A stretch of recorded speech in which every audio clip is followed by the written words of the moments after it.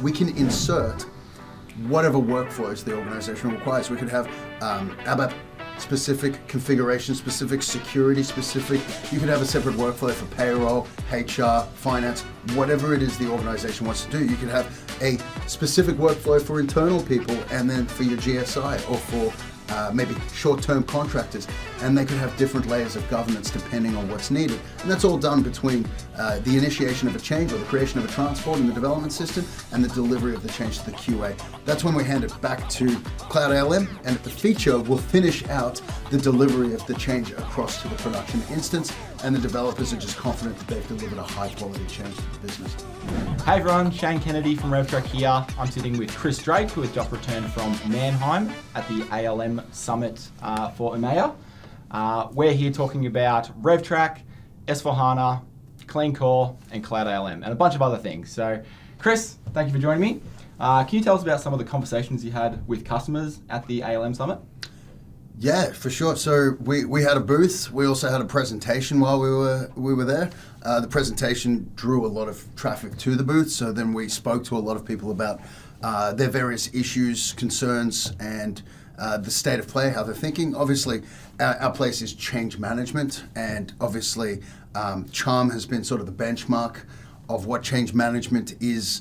For a very long time. Rev-Trac has had, I guess you would say, a presence in the space, and we do have, having had 220 of the bigger customers in the more complicated environments, a lot of people have awareness, and they're very often comparing Charm and Rev-Trac. So because obviously we've got Solution Manager being an on-premise solution along with the rest of SAP's on-premise products coming towards an end of life, there's a lot of questions from customers, especially those with more of that what we would call an on-premise mindset. So if they're looking at RISE, private cloud, and if they've got S4HANA literally still on-premise, they very much need some of that maturity and the capabilities that Charm offered, and they're looking at Rev-Trac as something that they can use for a longer period as they still make that transition to being more cloud-focused. So that was certainly one of the bigger topics, is just something that organizations can look to for mature change management,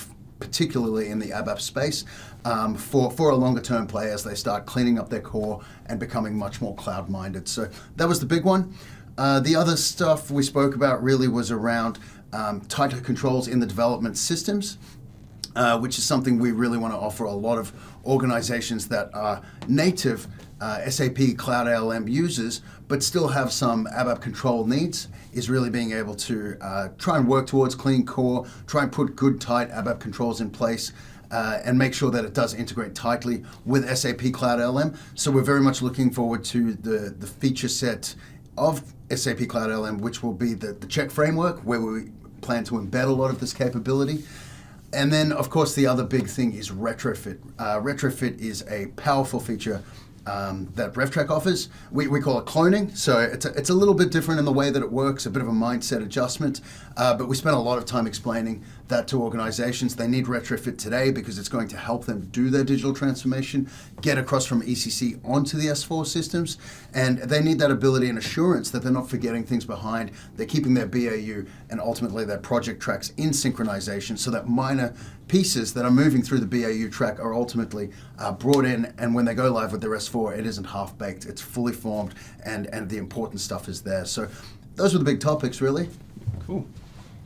So a big benefit that Rev-Trac offers is that ABAP code control. Can you tell us more about what that means for developers and for change teams? Yeah, sure. So in the context of getting ready for an S4 transformation, if you're still on your ECC systems, really, you can start using the ABAP Test Cockpit really effectively to do S4 readiness checks. And analysts are telling us it's roughly 40% of code goes across during a brownfield transformation, and a lot of it will become redundant. But the 40% an organization's most likely to shift across is also the code that is being impacted and changed most frequently. So very much what we're trying to articulate within what we're offering in the ABAP code control is the right checks in the right places to make sure that people are modernizing their code effectively, so that there's thresholds in place to see that maturity towards S4 readiness. And this ultimately has the result of improving the likelihood and the rate of being able to perform a brownfield transformation successfully and at pace and at lower cost and without huge hypercare blowouts at the end. So that's within the context of an S4 transformation. Without S4 being in place, we've got a lot of other great ABAP code control points in place. So parallel development and common objects is a huge issue at a key level as well. It's been something that Rev-Trac does really well as the code. It's also tables at a key level. We control that, make sure that people aren't going to be triggering downgrades later on, and that control is up front.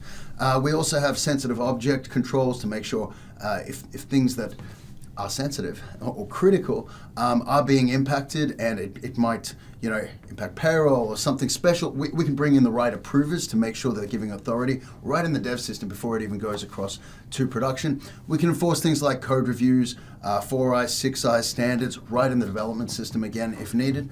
And of course, if people are non-compliant, we can just highlight it straight away. The other cool areas, again, ABAP Test Cockpit focused, is starting to put in control clean core standards and modernize areas of code with clean core objectives. And then also what we're encouraging people to do is, while they're modernizing their code, build in unit test coverage. This is the time to do it. And then also unit test execution. Rev-Trac can enforce all of these standards right in the development system and make sure that they're being met before they even send over to the QA environment. So can you tell us what are some of the benefits of Rev-Trac in enforcing developer behavior? Within the context of Cloud ALM and Rev-Trac, it's really quite cool what we offer, because Rev-Trac's native capability is that of an enforcement engine, enforcing outcomes, whatever they are. It starts very much at the moment a transport's created. Rev-Trac captures those transports. It makes sure that every transport is traceable to a Rev-Trac request, and then with the Cloud ALM integration, it's also then traceable to a Cloud ALM feature. Okay, the developers work on the Rev-Trac, the feature is where the operations team works, and then every single transport will have a Rev-Trac and therefore a feature request. That's really powerful, because rogue transports are some of the most awkward things for a basis administrator and a development team lead to handle, especially when you've got people that are leaving the organization, you don't know what they're doing. So that enforcement is very powerful, especially when you've got silo teams, GSIs coming in, partners that are doing some of this work and change. Keeping them on the same path with consistency is very, very helpful to just manage the quality. Okay, so that's the governance.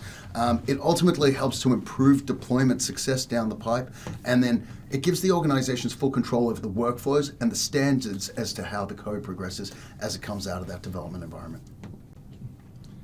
Rev-Trac provides a lot of benefits in that shift left methodology. Can you talk through some of the safety checks and some of the ways that Rev-Trac enforces that shift left way of going about change? Yeah, for sure. So our key is the right information at the right time, and a lot of that is as early as possible.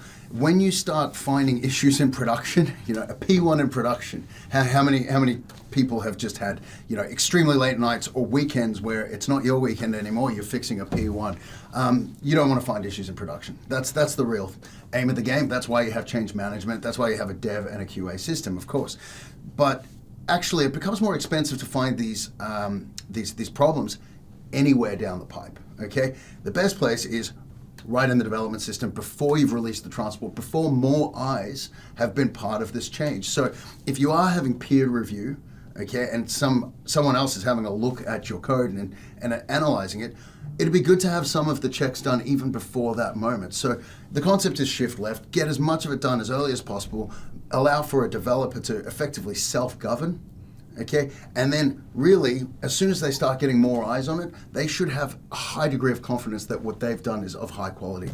So shifting as far left as possible is always the case. We've built the right checks at the right time, so if we can assess things while the transport or the transport's being created or an object is being added to a transport, that's the first step. If we sense that someone's working on this other object in parallel, okay, whether it's the same system or a parallel development system, that's the right time to notify that person that there could be a conflict, okay, and there could be downgrades, things that might happen if you work on that object in parallel. So at the time that the transport's created, at the time the object's added to the transport. Same with sensitive objects and critical objects. If we can highlight it straight away, nice and early, then we're getting people engaged so that they know what they're undertaking and the impact of that change further down the pipe. So that's the key, as early as possible. And then we really schedule a workflow within that development environment to make sure that as more eyes become part of it, it's more likely to succeed in its next steps. Okay, and that's the key to shifting as far left with all of our safety checks as possible. So Rev-Trac is also known as a deployment engine. What are some of the benefits for a developer to be able to self-deploy and self-approve their own changes? Yeah, great question. So basis people are often responsible for deploying transports, and one of the biggest frustrations we know from our customer base is they go to release a transport and it doesn't release because the syntax isn't right, whatever the case may be. And then sometimes it does release, the basis person goes to trigger the deployment, it arrives in a target system, the QA environment, and then it just doesn't actually generate because it's missing some dependencies, it's missing perhaps data dictionary definitions, things like this, where it just fails because it's not compatible with the target system due to dependencies or hierarchical structures within the code base. So the benefit in having a developer being able to self-approve and deploy their code is they can then wait for the return code. If it's not releasing, they can go and figure out why it's not releasing, make some additional modifications and adjustments.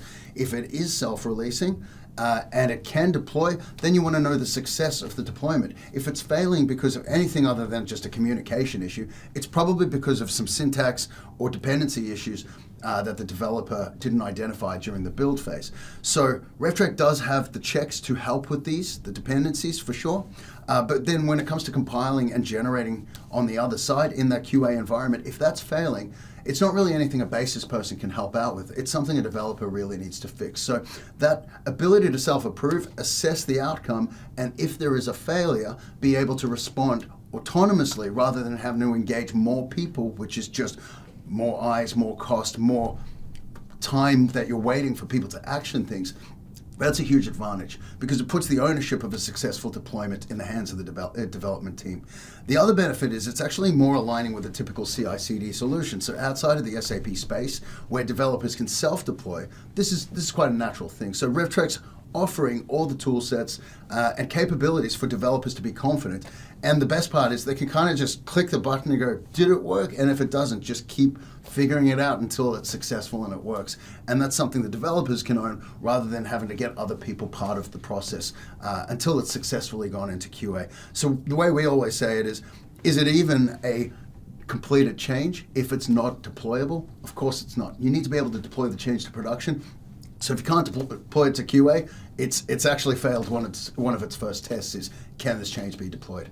And then another mantra of our product really is we want administration of Rev-Trac to be by exception only. And in this case, the basis team will only get involved with deployments by exception only. If something critical at the system or communications level is failing, as opposed to just, is this change a deployable piece of work? So Chris, can you tell us how Rev-Trac's ability to tightly control code enables organizations to get the most out of the ABAP test cockpit? Yeah, for sure. So we're investing a lot in the space. The ATC, we see it as, it should be everybody's friend. And we get away with not having to develop as much because there's such good libraries in there that really are strategically beneficial for organizations to adopt and then start leveraging. So what Rev-Trac's offering through our integration is summarizing this information, bringing it to the forefront, and giving organizations 3 options for how they manage the thresholds of the results in the ATC. It can be an error, it can be information, but it can also be needs approval to continue. So we've got customers that actually demand a VP level approval if they want to violate the ATC checks conditions. And then that approval becomes audited. And the nature here, it's actually a cultural shift opportunity, is when you have to go and tap somebody senior on the shoulder constantly and say, do you mind approving this because I'm violating our organization's coding standards? That becomes a little bit awkward over time. So if you run the ATC variants well, you can target pieces of code and get certain objectives out of it and sort of say, this area of code we're targeting right now, and we're going to improve the standard until we don't have any of these issues, and we can switch it to error only. And the way we do that is through we approve by exception. All right. This means that people will think twice before they ask permission to, can you please approve this because I want to violate the organization's coding standards? And the idea is that's by exception only. There does need to be exceptions. If you've got a bunch of change that's sitting in QA that's ultimately going to deliver the outcome, which is to enhance and clean up your code according to the standards of the organization, but you've got an emergency that just needs to go through this afternoon, you're going to get that approval to send non-clean code through for that subset of code. But of course, if users or if developers, whether it's a GSI, whether it's maybe a new person in the organization that doesn't quite get it, they're going to see it. They're going to go, oh, I need to get an approval from somebody very senior. They're going to ask that person for approval, and they're going to turn around and go, nah, go fix your code up. We're moving towards clean core or S4 ready or whatever it is. The other cool thing is, because we've got all of the ATC variants and libraries at play here, there's 4 that we see just being super important right now. You've got the S4 readiness check. Of course, if you're going to S4, start using that. You'd be silly not to. It's just going to help with the brownfield transformation. It's going to help get the job done quicker at a lower cost with less hypercare issues. Clean core, why wouldn't you? All right. Clean core is part of the SAP strategy. You can start taking on their patches, their updates at pace, and with automatic upgrades done by SAP themselves, which means innovation received at a faster rate. So that's very important. You don't want everything breaking every time you're taking on innovation. The cost of upgrades will be reduced heavily. I don't know why I'm selling this concept, but it's you should be doing it. The other 2 that we believe heavily in, and we want to put some more advancements and capabilities in this, and it's because we look at ourselves as a software company that values our code, is unit test coverage and unit test automation. So there's 2 variants in there, and you can start promoting additional unit test coverage and enforcing unit test coverage to be implemented, and then execution of the unit tests. And if it's failing, we can say, sorry, this code can't progress, or you better have a good reason that a unit test failure can be approved, and it is approved. Otherwise, it won't be able to go through. So those are the big areas.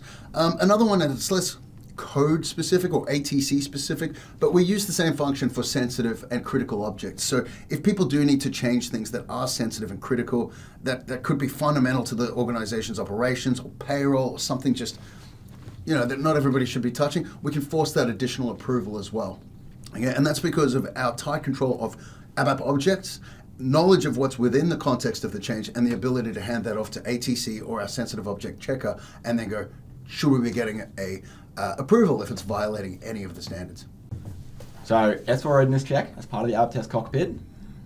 How can organizations best use that throughout the different stages of their digital transformation? Yeah, so we, in our simplistic view on this, see 3 major stages. It's before preparation, it's during the synchronization, and then it's after, which is congratulations, you've gone live, which can happen in stages, so there's some relevancy there. A legacy system can sometimes stick around a while, so we'll touch on all of them. Beforehand, it's really simple. Start cleaning up the code, get it S4 ready. Okay, you can do this in micro pieces and adjustments if it's just part of your change management process. So if you're touching custom code frequently as part of your standard BAU change, preemptively before your S4 readiness check, start trying to do micro improvements. It's just easy, it's quick, it's the best time to do it because you don't have to look at it as a giant project. You can just build it into your standard change lifecycle. This is where the retrofit feature is extremely important. So there's 2 major places we use that S4 readiness check. It's once you start a BAU change that needs to be retrofitted into the S4, we figure out, is this S4 ready, yes or no? If it is S4 ready, we can put it into a specific transport and a separate transport if it's not S4 ready. This is called object splitting. And if it's not S4 ready, we can potentially shut it down and say, excuse me, your S4 variant, S4 readiness ATC variant found that you're impacting code that should be S4 ready. We're going to need an approval if you're going to continue. Now, in BAU, you might find that gets approved quite frequently because at the end of the day, you're trying to support production. But effectively, then we go S4 ready, not S4 ready, separate transports, okay, which is an option. Not everybody chooses that approach. But at the end of the day, we're looking at the viability. It continues to move down the BAU track, and then we create what we call a clone to handle the retrofitting in Rev-Trac. And the clone then needs to be assessed for suitability before we put it into that S4 system. So then we run the ATC again. We have a look at suitability, and we drop things that are not suitable for that environment. So nearly all configurations just going to get dropped because it's not advised to send it between ECC and S4. Some custom config, like tables, can marry up and be moved around. So there are exceptions that are worth considering. But then effectively we'll drop transports and we'll put the change that is S4 suitable into that track and make sure it's only stuff that should be going into the S4 system that goes in. So those are the two major areas during a synchronization where we're adding value by just calling the ATC, running it through the checks and seeing if it's a viable deployment.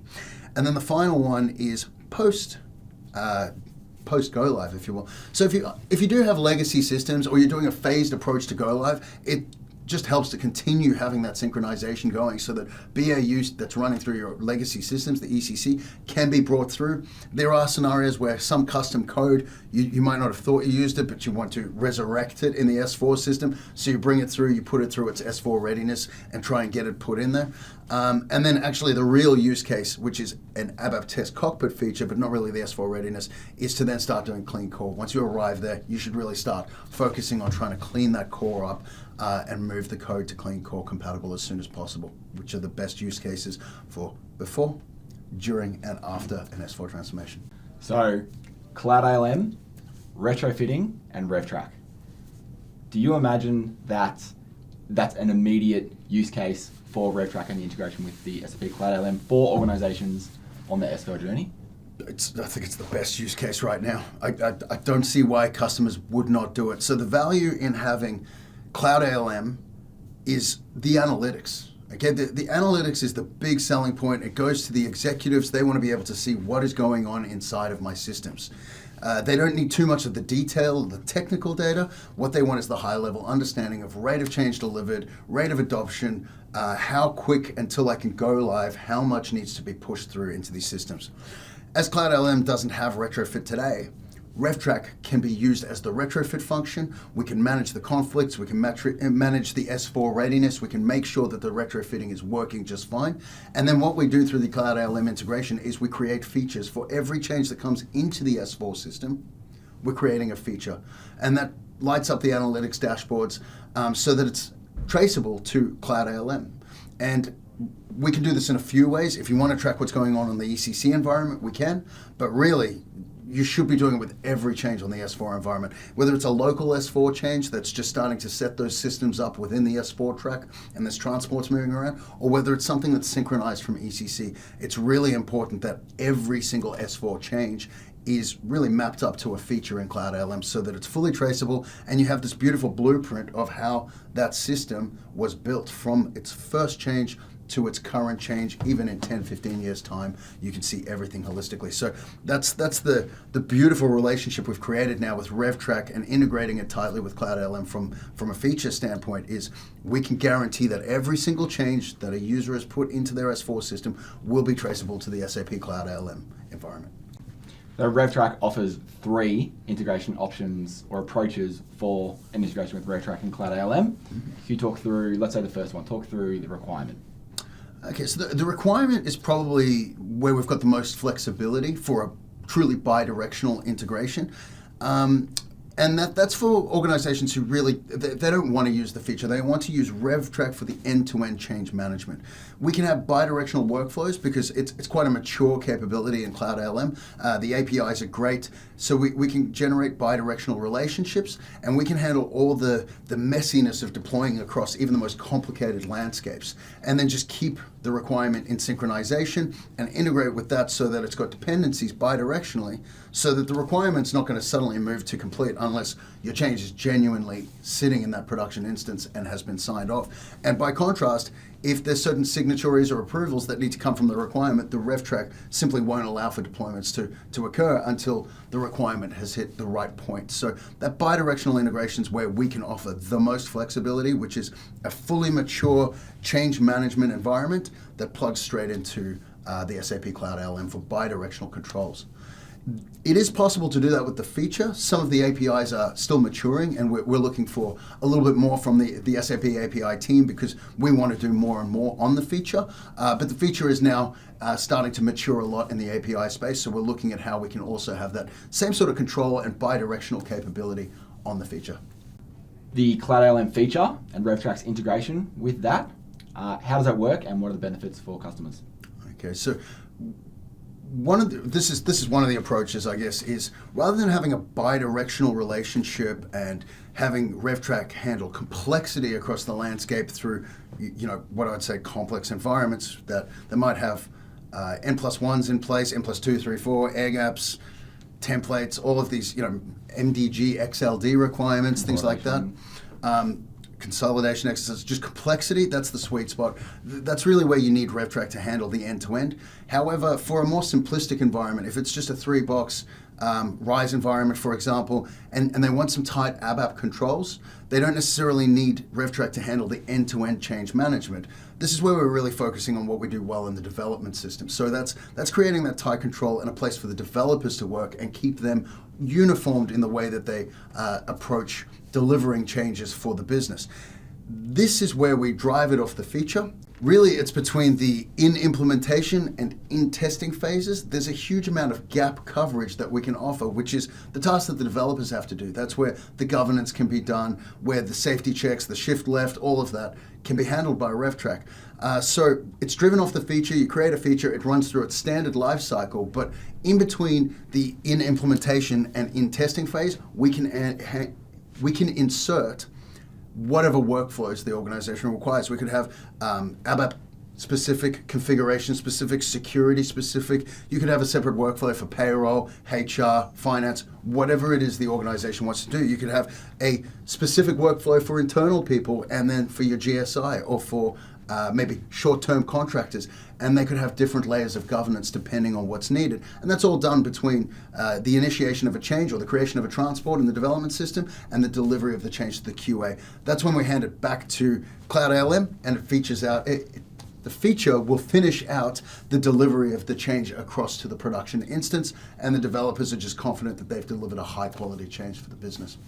So, in summary, for someone new to Rev-Trac or potentially exploring the possibility of implementing Rev-Trac at their organization, why Rev-Trac? What would you say to them? Look, if ABAP is still your centerpiece and your focus, and you're doing a lot of change in ABAP, and you have a big investment in custom code, we have a mature change management solution that tightly integrates with ABAP and can handle any complexity. Any complexity, we can handle that. Then, of course, we can map that to Cloud ALM using any one of our 3 approaches, whether it's bidirectional controls, whether it's leading with Cloud ALM and having Rev-Trac just fill out part or all of the delivery process, or whether it's Rev-Trac being used end-to-end and simply just updating Cloud ALM for the purpose of analytics. Each one of these approaches is fully supported, and we would recommend that we can solve the complexity problems and ultimately the governance and control that you want out of your development environment, and then also later down the pipe if you have a more complex environment. Cool. Thank you, Chris. Great chat. Thank you. Good stuff. Have a good one, Shane.